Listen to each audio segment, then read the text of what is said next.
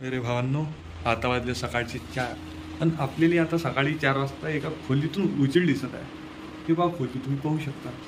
तर आता आपण जाऊ त्या खोलीत पुट्टे करून काय राहिले पाहायचं. Oh my God, good morning दोस्तो. आता वाजले सकाळचे 4 आणि आता आपण इथं आलो आहे पोट्टेले पाहिले. हे सकाळी 4 वाजता करून काय राहिले म्हणून. तर चला मग आता पोट्टे करून काय राहिले. अरे बा, हे तर अलगच चालू आहे याचं. पुस्तकं घेऊन सकाळचे 4 वाजता.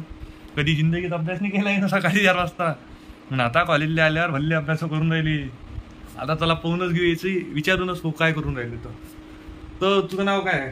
अरे माझं नाव वेदांत खैरकर आहे. आणि तू मग एवढे सकाळी 4 वाजता करत काय असं? अरे काय सांगावं राजो, येणं बदला उपट धंदे लावले राजो. हे असाइनमेंट सबमिट करा म्हणते, ते टाइमावर. हा, ते 2 दिवस पहिले सांगते. 5-5, 6-7 सब्जेक्ट आहे आमचे. काय करणार आम्ही? तुमचं कॉलेज कोणतं आहे तसं? अरे आमचं कॉलेज आहे प्रोफेसर राममेघे अँड ऑटोनॉमस इन्स्टिट्यूट. अच्छा, ते आहे का? ऑटोनॉमस इन्स्टिट्यूट आहे का? अच्छा. आता तुम्हाला वाटत असं ऑटोनॉमस भल्लं चांगलं आहे. भल्लं चांगलं काही नाही. हे लय मोठी गलत फॅमिली आहे.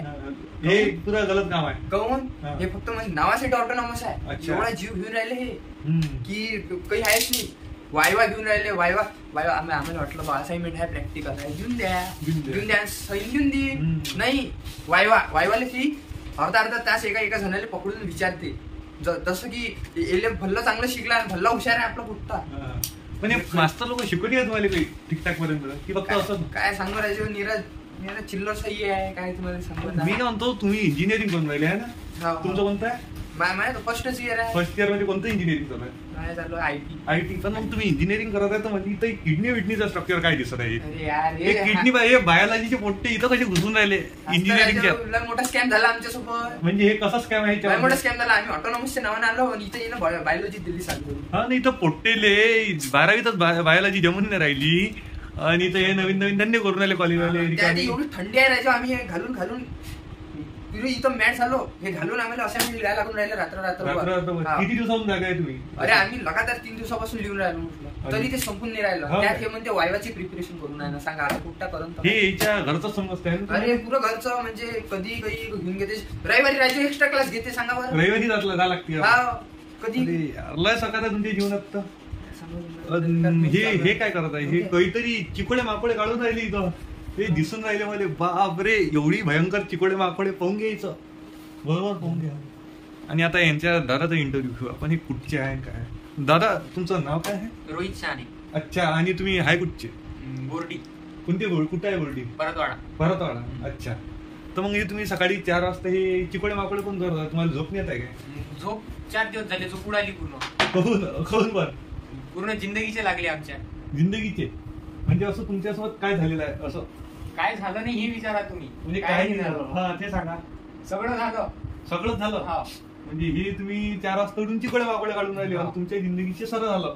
उद्या सबमिशन आहे. त्याच्यासाठी 2 दिवस पासून शीट तयार करून राहिले. आणि हे शीट आहे कायच्याबद्दल? हे ग्राफिक्स. याच्यात हे तर काही दिसून राहिलं मला. चिकोडे वाकोडे खाली वर टेकडा टुकडा काय आहे? हे काढून काही फायदा आहे का पण पोरेचा? मी तर म्हणतो तसं पाहिलं तर ग्राफिक्स हे इंजिनिअरिंग लाईफ मधून डिलीट करून टाकायला पाहिजे. काही कामाची गोष्ट नाही आहे. कामाची गोष्ट नाही. पोट्टेले फक्त भांडवायचे काम चाललंय. फक्त बॅग लागली पाहिजे लेकराची म्हणून ग्राफिक्स आहे. अच्छा, असा आहे का हा विषय? पण मग तुमचं कॉलेज राममेघेच आहे? राममेघेच आहे. आणि ते तर बोलला नावातले नाही म्हणते अमरावती. येऊन पाहिजे म्हणते. कॉलेज उघडच आहे आमचं. उघडच आहे काय? पण हाय कसं ते कॉलेज म्हणजे कसं मजा येते काय? कॉलेज नाही आहे, शाळा आहे. शाळा आहे. आणि त्यात म्हणजे मजा येते की मस्ती काही करते काय? कुठे काहीच नाही करणार. 11 वाजता जायचं, 5:30 वाजता सुट्टी होते. होमवर्क केला नाही तर पनिशमेंट भेटते. म्हणजे ते कॉलेज एक प्रकारचं आहेच नाही, शाळा आहे. मग जेवणाची सुट्टी भेटते? जेवणाची सुट्टी भेटते. किती घंटा? 1 घंटा? अर्धा घंटा. त्याच्यात तर तुम्हाला 15 मिनिटं सोडवत नाही मास्तर लोक? मग नाही, जेवणाची सुट्टी म्हणजे जेवणाची सुट्टी असते ते, पण त्यात जेवण नाही भेटत. अच्छा. म्हणजे किती दुःख लपलं आहे आमच्या गोष्टीच्या मागं. म्हणजे याच्या मागं एवढं दुःख असून तरी चेहऱ्यावर एक क्यूटची स्माइल घेऊन हे मुलं जगत आहे. तर आता ह्या मुलांना खूप सल्यूट आहे. माझा मनापासून सल्यूट आहे. तर तुम्ही बाकी स्टुडंटला काय सांगणार आहे? हे इंजिनिअरिंग करायची की नाही, ह्या कॉलेजला ऍडमिशन घ्यायची की नाही, याच्याबद्दल तुम्ही 2 शब्द. मी तर याच्याबद्दल काही सांगू नाही शकत. कारण की मी माझ्याबद्दलच काही बोलू नाही शकत. कारण तुमच्या जीवनाचे लागलेले आहे. खूप माझ्या जीवनाचे लागले आहे. आणि मग आता तुमच्याजवळ तर काही आहेच नाही बोलायला, कारण तुम्ही पुरे लटकलेले आहे. लटकलो म्हणजे लटकून ठेवलाय आम्हाला. ठेवलाय काय? पण तुम्हाला म्हणजे अशी खूप स्ट्रिक्ट सर आहे की? स्ट्रिक म्हणजे खूप स्ट्रिक आहे. हे उद्या सबमिशन आहे आमचं, त्यात म्हणजे सबमिशन आहे, वायवा आहे म्हणते, स्केचबुक कम्प्लीट करा म्हणते. म्हणजे स्केचबुक कम्प्लीट करावं की शीट काढावं, 8 शीट आहे. एवढं तुम्हाला चक्कर येऊन राहिले राजू. वायवा आहे.